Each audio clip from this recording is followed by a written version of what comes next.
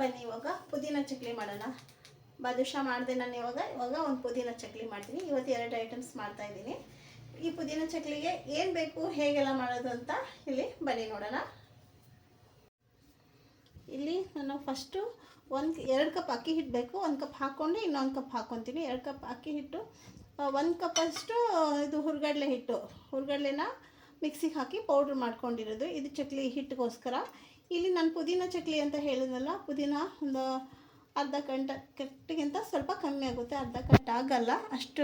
ಪುದೀನ ಸೊಪ್ಪು, ಕೊತ್ತಂಬರಿ ಸೊಪ್ಪು, ಒಂದು ಸ್ವಲ್ಪ ಹಸಿಮೆಣಸಿನ್ಕಾಯಿ, ಬೆಳ್ಳುಳ್ಳಿ, 1 ಕಡ್ಡಿ ಕರ್ಬೇವಿನ ಸೊಪ್ಪು, ಇದನ್ನೆಲ್ಲ ಮಿಕ್ಸಿಗೆ ಹಾಕಿ ನಾವು ಚಕ್ಲಿ ಮಾಡೋಣ. ಬನ್ನಿ ಇವಾಗ ನಾನು ಮಿಕ್ಸಿಗೆ ಹಾಕ್ಕೊತೀನಿ. ನೋಡಿ ಇವಾಗ ಇದು ಸಣ್ಣಗಾಗಿದೆ ನುಣ್ಣಗೆ. ಈ ಬೌಲಲ್ಲಿ ನಾನು ಇವಾಗ ಇದು 1 ಕಪ್ಪು ಅಕ್ಕಿ ಹಿಟ್ಟು ಹಾಕ್ಕೊತೀನಿ. ಇನ್ನು ಸ್ವಲ್ಪ ತಗೋತೀನಿ. 2 ಬೌಲಷ್ಟು ನಾನು ಅಕ್ಕಿ ಹಿಟ್ಟು ತಗೊಂಡಿದ್ದೀನಿ. 1 ಕಪ್ಪಷ್ಟು ಹುರ್ಗಡ್ಲೆ ಹಿಟ್ಟು. ಇನ್ನು ಸ್ವಲ್ಪ ಹಾಕ್ಕೊಂಡ್ರೆ ಚೆನ್ನಾಗಾಗುತ್ತೆ. ಹಾಕ್ಕೊಂಬಿಡೋಣ ಫುಲ್. ಇಷ್ಟು ಅಕ್ಕಿ ಹಿಟ್ಟು, ಹುರ್ಗಡ್ಲೆ ಹಿಟ್ಟು ಎಲ್ಲ ಹಾಕ್ಕೊಂಡಿದ್ದೀನಿ ಇವಾಗ ನಾನು.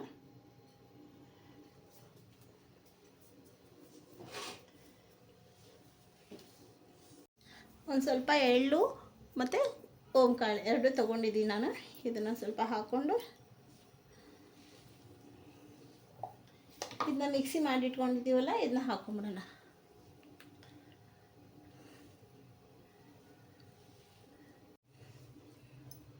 ಸ್ವಲ್ಪ ಹೋಲ್ ಮಾಡಿಕೊಂಡು ಸ್ವಲ್ಪ ಕಾಯಿಸಿರೋ ಎಣ್ಣೆ ಹಾಕ್ಕೊಳ್ಳೋಣ. ಚೆನ್ನಾಗಿ ಕಾಯ್ದಿರಬೇಕು. ನೋಡಿ ಗುಳ್ಳೆ ಬರ್ತಾ ಇದೆ. ಆ ಥರ ಚೆನ್ನಾಗಿ ಕಾಯ್ದಿರೋ ಎಣ್ಣೆನ ಇದಕ್ಕೆ ಹಾಕೋಬೇಕು. ಚೆನ್ನಾಗಿ ಮಿಕ್ಸ್ ಮಾಡ್ಕೊಳ್ಳೋಣ ಹಿಟ್ಟೆಲ್ಲನೂ.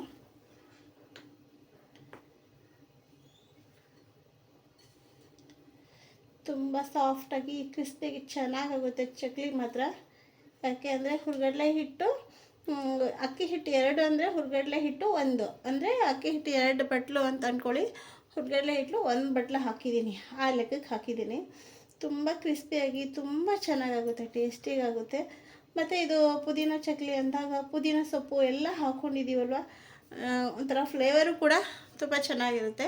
ಆದರೆ ಇವಾಗಲೇ ತಿಂದ್ಬಿಟ್ಟು ಹೇಗಿದೆ ಅಂತ ಹೇಳೋಕ್ಕಾಗಲ್ಲ. ನಾನು ವರಮಹಾಲಕ್ಷ್ಮಿ ನೈವೇದ್ಯಕ್ಕೆ ಮಾಡ್ತಾ ಇರೋದಲ್ವ, ಅದಕ್ಕೋಸ್ಕರ ನಾನು ಇದು ಹೇಗೆ ಬಂತು ಅಂತ ಇವತ್ತೇ ಹೇಳೋಕ್ಕಾಗಲ್ಲ. ಆದರೆ ಚೆನ್ನಾಗಾಗುತ್ತೆ. ಇದನ್ನು ನಾನು ಫಸ್ಟ್ ಟೈಮೆಲ್ಲ ಸುಮಾರು ಸತಿ ಮಾಡಿದ್ದೀನಿ, ಆದರೆ ವಿಡಿಯೋ ಮಾಡೋಕ್ಕಾಗಿರಲಿಲ್ಲ.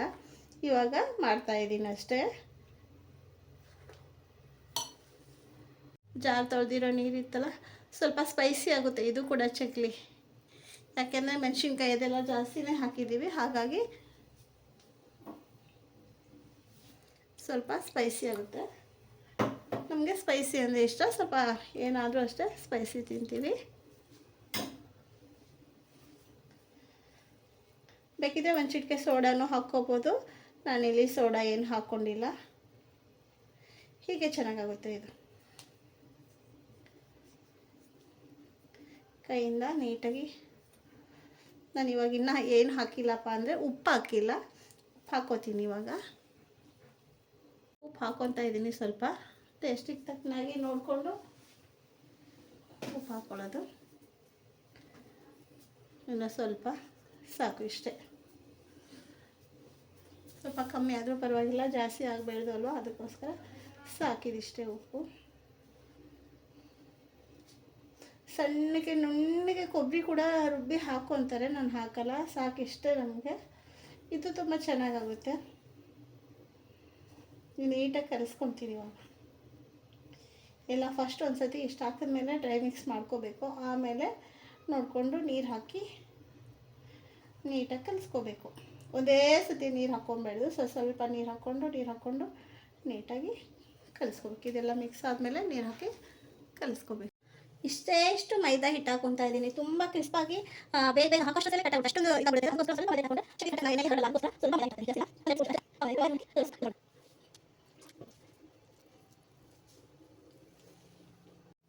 ನೋಡಿ ಕಲಿಸಿದ್ದೀನಿ. ಹಿಟ್ಟೇನೋ ರೆಡಿ ಆಗಿದೆ.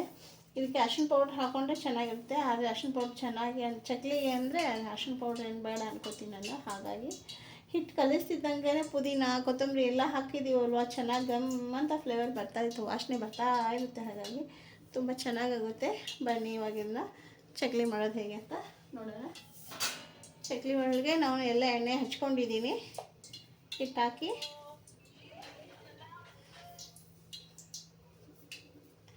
ಹಿಟ್ಟು ತುಂಬಿಸ್ಕೊಬಿಡೋಣ.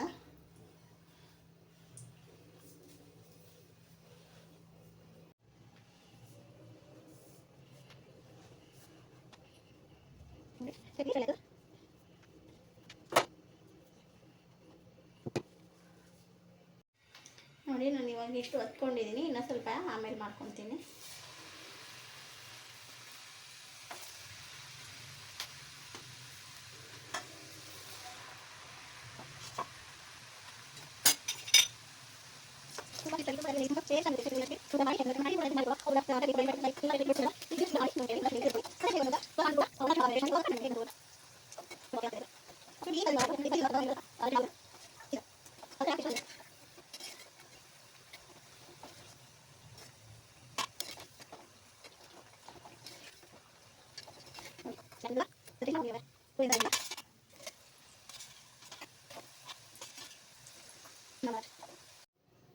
ನೋಡಿ, ಚಕ್ಲಿ ಕೂಡ ಸ್ವಲ್ಪ ದೊಡ್ಡದಾಗೆ ಮಾಡಿದ್ದೀನಿ ನಾನು. ಸ್ವಲ್ಪ ಒಂದು 5-6 ಅಷ್ಟೇ ದೊಡ್ಡದು ಮಾಡಿರೋದು, ಇನ್ನೆಲ್ಲ ಚಿಕ್ಕದೇ ಮಾಡಿರೋದು. ಇದನ್ನು ಪೂಜೆಯಲ್ಲಿ ಪ್ಲೇಟ್ ಇಡೋಕ್ಕೆ ಎಲ್ಲ ಚೆನ್ನಾಗಿ ಕಾಣಿಸುತ್ತೆ, ಅದಕ್ಕೋಸ್ಕರ ಸ್ವಲ್ಪ ದೊಡ್ಡದಾಗಿ ಮಾಡಿದ್ದೀನಿ. ಪುದೀನ ಚಕ್ಲಿ ನಾನು ವಿಡಿಯೋ ಹಾಕಿರೋದು ಫಸ್ಟ್ ಟೈಮು ಮಾಡಿದ್ದೀನಿ, ಆದರೆ ಫಸ್ಟ್ ಟೈಮ್ ವಿಡಿಯೋ ಹಾಕಿದ್ದೀನಿ. ತುಂಬ ಚೆನ್ನಾಗಿ ಬರುತ್ತೆ, ತುಂಬ ಟೇಸ್ಟ್ ಆಗುತ್ತೆ. ಹಾಗಾಗಿ ನೀವು ಕೂಡ ಪುದೀನ ಚಕ್ಲಿ ಮಾಡಿ ಟೇಸ್ಟಾಗಿ ಬಂತು ಅಂತ ಕಮೆಂಟ್ ಮಾಡಿ. ಮತ್ತು ಇಷ್ಟೊತ್ತಿಗೂ ಸಹ ತಾಳ್ಮೆ ಪ್ರೀತಿಯಿಂದ ನೋಡಿದ್ದಕ್ಕೆ ತುಂಬ ಧನ್ಯವಾದಗಳು. ಮತ್ತು ವರಮಹಾಲಕ್ಷ್ಮಿ ಹಬ್ಬದ ಹಾರ್ದಿಕ ಶುಭಾಶಯಗಳನ್ನು ತಿಳಿಸುತ್ತಾ, ನೋಡೋಣ ನಾಳೆನೂ 2 ವಿಡಿಯೋ ಮಾಡೋಣ ಅಂದ್ಕೊಂಡಿದ್ದೀನಿ, ಆದರೆ ಮಾಡ್ತೀನಿ ಅಂತ ಹೇಳ್ತಾ ನಮಸ್ತೆ. ಸಬ್ಸ್ಕ್ರೈಬ್ ಮಾಡೋದನ್ನು ಮರಿಬೇಡಿ.